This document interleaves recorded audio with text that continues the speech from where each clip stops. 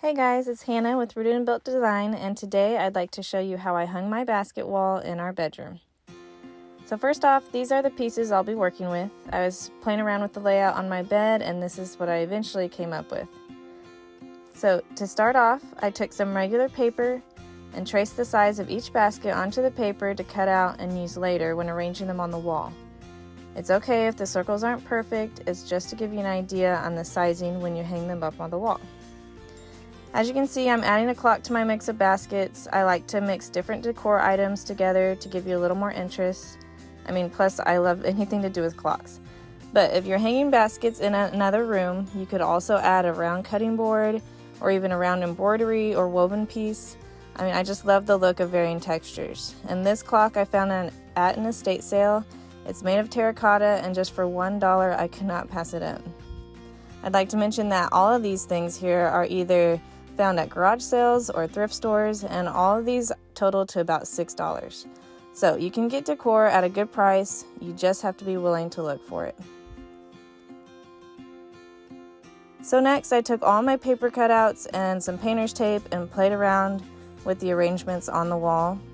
I took a couple tries after taking a step back to look at it, but I was happy with what I came up with in the end.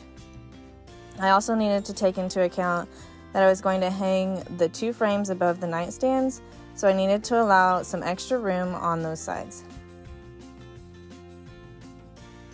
Then I got some small brad nails and a hammer and simply nailed them straight into the wall through the little holes in the basket weavings. I love that it just takes one nail, and it would be so easy to adjust the baskets up or down if needed, and since you can easily move the nail to a different spot on the basket.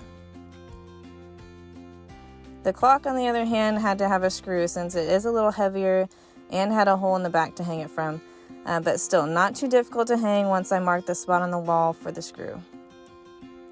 Now you're probably wondering why I'm grouping them so heavily on this left side, because that's the first thing that Luke said when I finished, but don't worry, I do have a plan. Plus I do like a little asymmetry in some cases, as you can also see in the headboard we made a few years ago.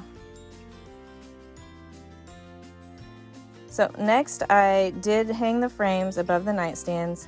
As you can see, I do a lot more measuring on these. It's actually pretty hard for me to do what I did on the baskets and not measure down to the inch on those. But in that case, it just wasn't necessary.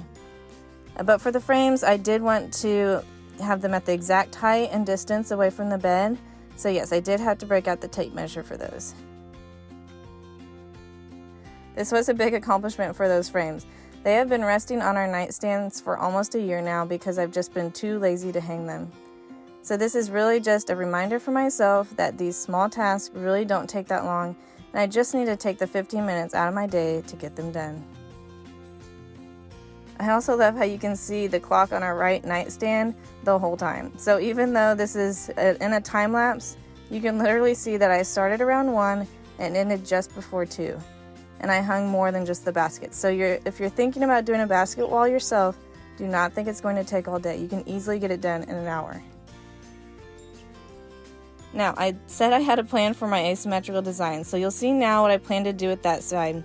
I have a couple macrame hangers that I plan to hang soon to balance out the design, so keep following along with us on Instagram, and I'll show you the finished look when they are up and hanging.